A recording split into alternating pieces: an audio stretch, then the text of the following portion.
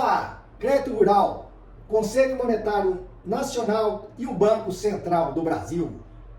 Compete ao Conselho Monetário Nacional disciplinar o crédito rural, estabelecendo normas sobre os seguintes assuntos: avaliação, origem e dotação dos recursos a serem aplicados, diretrizes e instruções relacionadas com sua aplicação e controle, critérios seletivos e de prioridade para a sua distribuição, e fixação e ampliação dos programas do crédito rural, abrangendo todas as formas de suplementação de recursos, inclusive refinanciamentos.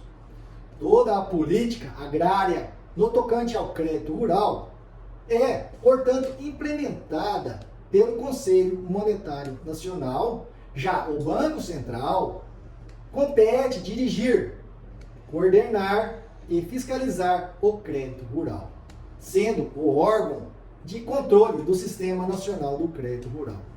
Dentre suas atribuições estão sistematizar ações dos órgãos financiadores e promover a sua coordenação com os que prestam assistência técnica e econômica ao produtor rural. Elaborar planos globais de aplicação de crédito rural e conhecer a sua execução, tendo em vista a avaliação dos resultados para a introdução de correção quando cabíveis. Determinar os meios adequados de seleção e prioridade na distribuição do crédito rural e estabelecer medidas para o zoneamento dentro do qual devem atuar os diversos órgãos financiadores em função dos planos elaborados. Incentivar a expansão da rede distribuidora de crédito rural, especialmente através das cooperativas, e estimular a aplicação dos programas de crédito rural. Mediante financiamento, os órgãos participantes da rede distribuidora do crédito rural, especialmente aos bancos com sede nas áreas de produção e que destinem ao crédito rural mais de 50% de suas aplicações. O Conselho Monetário Nacional disciplina o crédito rural através da edição de resoluções, enquanto o Banco Central atua por meio de circulares ou cartas circulares. Os recursos destinados ao crédito rural ficam sob controle do Conselho Monetário Nacional, que fixará anualmente as normas de distribuição aos órgãos que participam do Sistema Nacional de Crédito Rural. O Conselho Monetário Nacional também poderá tomar medidas de incentivo que visem ao aumento da participação da rede bancária não oficial na aplicação do crédito rural. Bem, como estabelecer os termos e condições em que poderão ser contratados os seguros dos bens vinculados aos instrumentos de crédito rural? Isso está no artigo 30 do Decreto-Lei de 1967, de 14 de fevereiro de 1967.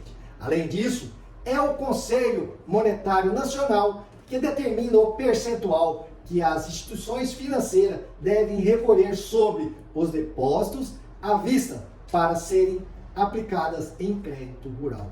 A atuação do Poder Legislativo, bem como o Poder Executivo, através de medidas provisórias, vem sendo feita no sentido de permitir a repactuação e o alongamento de dívidas oriundas do crédito rural e a concessão de subvenção econômica nas suas operações, dentre elas equalização de preços, equalização de taxas de juros e outros encargos e rebates nos saldos devedores.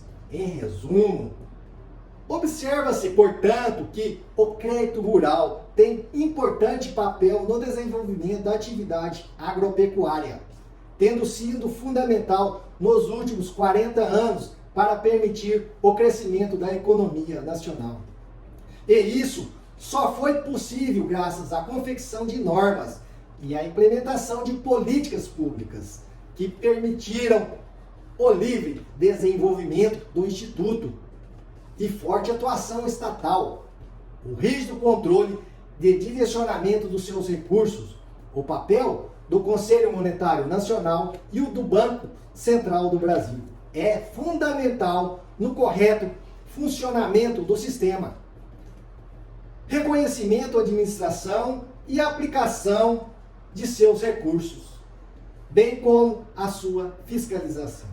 O entendimento do Instituto, tão complexo e importante, inclusive quando aos seus aspectos jurídicos, é essencial para compreender por que o crédito rural é fundamental para o desenvolvimento da economia brasileira. Muito obrigado e fique com Deus.